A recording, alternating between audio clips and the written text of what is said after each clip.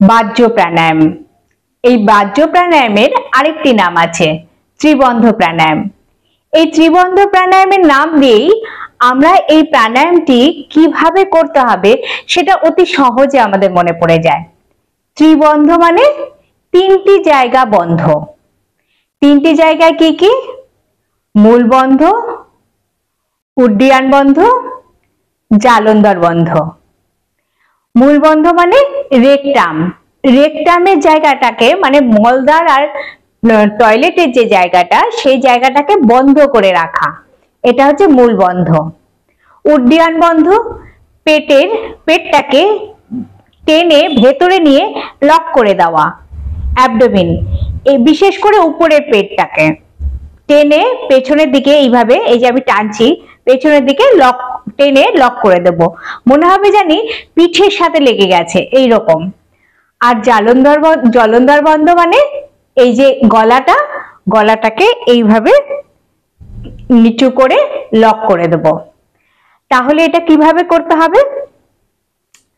প্রথমে শ্বাস নিতে হবে ভর্তি করে এবং শ্বাস পুরো ছেড়ে দেবেন, মানে যতটা ছেড়ে দেওয়া সম্ভব ততটাই ছেড়ে দেবেন। ছেড়ে দিয়ে এবারে পেটটাকে টেনে ভেতরে নিয়ে যাবেন, একদম মনে হবে যেন পেছনে পিঠের সাথে লেগে গেছে। আর মলদ্বারটাকে টেনে একদম এইভাবে টেনে লক করে রেখে দেবেন, পেটটাকেও টেনে লক করে রেখে দেবেন, আর গলাটাকেও এইভাবে নিচে নামিয়ে লক করে রেখে দেবেন। তারপরে এটা যতক্ষণ আপনি থাকতে পারেন থাকবেন। তারপরে মাথা তুলতে তুলতে শ্বাস নেবেন।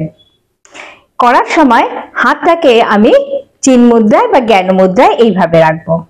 এটা কিরকম ভাবে ধরেছি, যেভাবে আমরা এইভাবে নুনটা একটু তুলি না, এইভাবে চিমটে মতন, সেরকম হাতটাকে এরকম রেখে আমি এইভাবে বসবো। স্পাইনটাকে একদম সোজা করে বসবেন, ঠিক আছে? বসে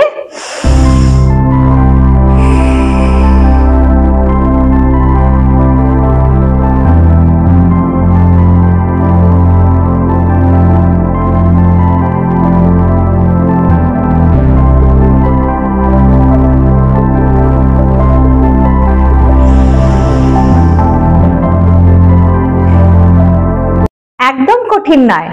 প্রথমে মনে হবে একটু এরকম, কিন্তু একদম কঠিন নয়। তিনটে জিনিস জাস্ট শর্টকাট আমি বলে দিচ্ছি মনে রাখার সুবিধার জন্য।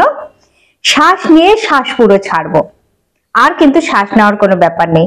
শ্বাস পুরো ছেড়ে দিয়ে আমি পেটটাকে টেনে ভেতরে নেব, যতটা আমি নিতে পারি, নিয়ে লক করে দিলাম।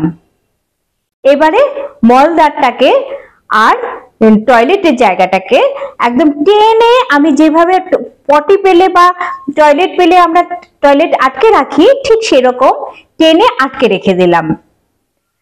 তারপরে গলাটাকে এইভাবে নিচে নামিয়ে থুতনিটা আমার বুকের সাথে এইভাবে নামিয়ে এইভাবে রেখে দেব 10 সেকেন্ড, অথবা 20 সেকেন্ড পারলে 20 সেকেন্ড, 30 সেকেন্ড পারলে 30 সেকেন্ড রেখে তারপরে শ্বাস নিতে নিতে মাথাটা তুলে দেব।